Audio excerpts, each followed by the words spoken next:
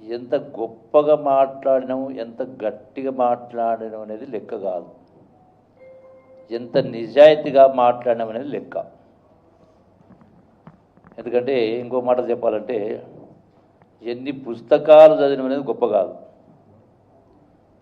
పరిపాలనలో ఎంత నిజాయితీ ఉందనేది లెక్క. అట్లనే నిన్న గొల్లపల్లి రిజర్వాయర్కి సంబంధించి మాట్లాడుతూ ఒక మాట అన్నాడు, పాలమూరు జిల్లా వలసల జిల్లా, ఆకలి జిల్లా కరెక్టే. నేను ఇంకా ఒకటి యాడ్ చేస్తున్నా, ఆత్మహత్యల జిల్లా కూడా. దీనికి కారణం కాంగ్రెస్ పార్టీ అన్నాడు. అయితే క్వశ్చను, కాంగ్రెస్ పార్టీయా సమైక్య రాష్ట్రమా? పార్టీ ఏదైనా, కాంగ్రెస్ అయినా తెలుగుదేశం అయినా ఇంకే పార్టీ అయినా, క్వశ్చన్ సమైక్య రాష్ట్రం కారణంగా వెనుకబడ్డనేది వాస్తవం. అందుకే కదా తొలిదశ ఉద్యమం మలిదశ ఉద్యమం రావడం జరిగింది. కాంగ్రెస్ పార్టీ కారణం నీవు అంటా ఉన్నావు. మరి ఇంతమంది ప్రాణత్యాగాలు జరిగిన కారణంగా తెలంగాణ రాష్ట్రం ఇస్తే ఆంధ్రాలో తెలంగాణలో కాంగ్రెస్ పార్టీకి నష్టం జరుగుతుందని తెలిసి కూడా, ఆంధ్రాలో పూర్తిగా కాంగ్రెస్ పార్టీ దుస్థితి ఘోరంగా ఉంటుందని తెలిసి కూడా తెలంగాణ రాష్ట్రం ఇచ్చింది కూడా కాంగ్రెస్ పార్టీ. తెలంగాణ రాష్ట్ర బిల్లును పాస్ చేయించింది కూడా సోనియా గాంధీ గారే. దీని గురించి ప్రస్తావించలే. మా మామగారే తెచ్చిండ్రు అని అంటున్నాడు. డెఫినెట్గా కేసీఆర్ పాత్ర లేదు అని నేను అనను, అంత మూర్ఖుని కాదు. అంతకంటే ఒకటి లెక్క. ఆ లెక్కకు వస్తే అంతకుముందు దేశంలో 3 కొత్త రాష్ట్రాలు ఏర్పడ్డప్పుడు అప్పుడు బీజేపీ పార్టీ ఇవ్వకపోవడానికి కారణం కూడా రాజకీయ కోణమే కదా.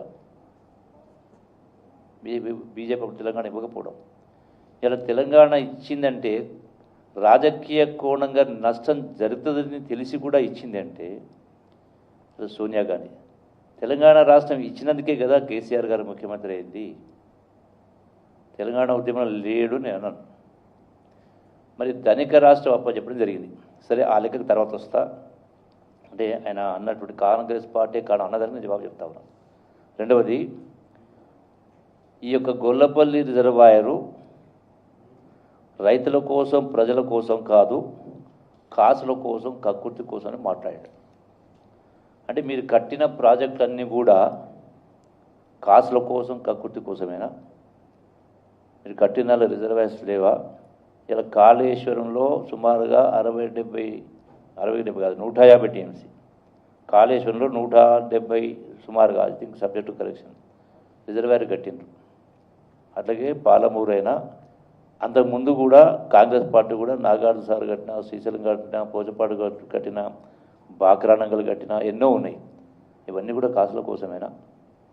రెండవ పాయింట్, ఎందుకు మీరు గొల్లపల్లి వరకు కట్టొద్దంటున్నారు? క్వశ్చన్, అసలు దీనికి జీవో ఇచ్చింది ఎందుకు ఇవ్వాల్సి? గత బీఆర్ఎస్ పార్టీ జీవో ఇచ్చింది. ఏమని ఇచ్చింది జీవో? ఎందుకోసం ఇచ్చింది? కల్వకుర్తి లిఫ్ట్ ఇరిగేషన్ ప్రాజెక్టు మొదటగా ప్రారంభమైంది 2,50,000 ఎకరాలు. దాన్ని ఎన్హాన్స్ పెంచుతూ పోయి అలా 4,50,000 ఎకరాలకు కల్వకుర్తి లిఫ్ట్ ప్రాజెక్టు. ఈ కల్వకుర్తి లిఫ్ట్ ప్రాజెక్టులో ఉన్న నీళ్ళు ఎన్ని, ఉన్న రిజర్వాయర్స్ ఎన్ని? మొత్తం తిప్పి కొడితే కూడా లెస్ దాన్ 4 టీఎంసీ, అంటే 3.75 టీఎంసీ. 4,50,000 ఎకరాలకు నీళ్ళు ఎంత కావాలి? 45 టీఎంసీ. 45 టీఎంసీలు కావాలి. గతంలో సమైక్య రాష్ట్రంలో ఆనాడు నేను కూడా ఇండిపెండెంట్ ఉన్న సందర్భంలో కూడా 25 టీఎంసీ రిజర్వాయర్ కట్టాలని చెప్పని మొత్తుకున్నాం, నెత్తినోరు చేయలే అన్నాడు సమైక్య రాష్ట్రం. తెలంగాణ రాష్ట్రం వచ్చిన తర్వాత మరి ఈ 4,50,000 నీళ్ళు ఇవ్వాలంటే 25 టీఎంసీ రిజర్వాయర్ కట్టాలని మేము కూడా అడిగాం. నేను కూడా ఆనాడు హరీష్ రావు మంత్రిగా ఉన్నప్పుడు నేను కూడా ఆనాడు టీఆర్ఎస్ మంత్రి ఉన్నా. ఒక్కసారి కాదు 100 సార్లు చెప్పినాం కట్టాలని. ఆ సందర్భంలో 2016లో నోటిఫికేషన్ ఇచ్చి జీవో ఇచ్చిండ్రు. 25 టీఎంసీ రిజర్వాయర్ కట్టడం కోసం ఒక జీవో ఇవ్వడం జరిగింది. ఇందులో ఆ జీవో ప్రకారం కన్సల్టెంట్ అపాయింట్ చేసి ఎస్టిమేట్ చేసి సర్వే చేసిన తర్వాత సుమారుగా ఐ థింక్ 47 రిజర్వాయర్స్ ప్రపోజ్ చేసిండ్రు. 16.119 టీఎంసీలకు ప్రపోజ్ చేసింది గత గవర్నమెంట్ బీఆర్ఎస్ గవర్నమెంట్లోనే. అయితే అది సుమారుగా 4,177 కోట్లతోటి. తర్వాత అది కేసీఆర్ దగ్గరికి పోయిన తర్వాత దీంతో దీన్ని తగ్గియండి అని చెప్పి మళ్ళీ ఇంకో జీవో ఇస్తే ఆదేశాలు ఇస్తే దాని ప్రకారం డిపిఆర్ తయారు చేసారు. 7 మార్చి 2019 20 రిజర్వాయర్స్ ప్రపోజ్ చేశారు. ఈ ప్రపోజ్ చేసినటువంటి రిజర్వాయర్స్లో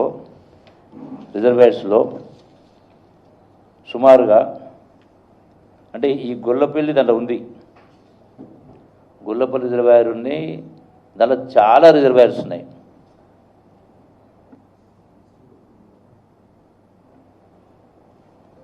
అయితే మరి మీరే ఇచ్చిండ్రు కదా, ఎందుకు ఇచ్చిండ్రు? నీళ్లు బారాలంటే అక్కడనేమో శ్రీశైలంలోనేమో ఒకవైపున శ్రీశైలంలో ఉన్నదే 225 టీఎంసీ నెట్, దానిపైన పోతిరెడ్డిపాడు సుమారుగా 80,000 క్యూజెక్స్ పర్ డే, రోజుకు 80,000 క్యూజెక్స్ అంటే సుమారుగా 7 TMC or more than 6 less than 7 TMC. అయితే దానికి తోడు రాయలసీమ లిఫ్ట్ రోజుకు 3 టీఎంసీ, దానికి తోడు ముచ్చుమర్రి, దానికి తోడు అదేది గాలేరు నగరి. అంటే ఇవన్నీ కలిపితే రోజుకు సుమారుగా 10 టీఎంసీ లిఫ్ట్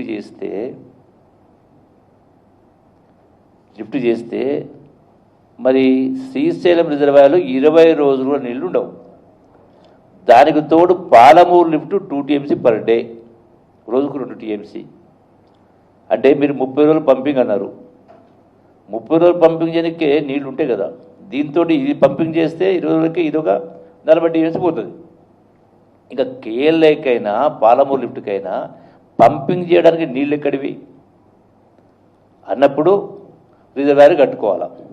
అందుకోసం గోదావరిలో సర్ప్లస్ వాటర్ సంవత్సరానికి 2-3